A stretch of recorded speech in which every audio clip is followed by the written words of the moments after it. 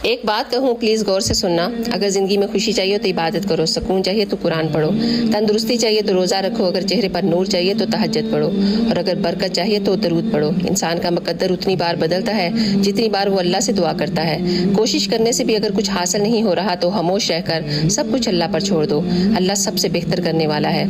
अल्लाह जब राज़ी होता है तो सबसे पहले सजदे की तौफीक देता है, तो फिर वो चाहे सजदा गम का हो या फिर खुशी का।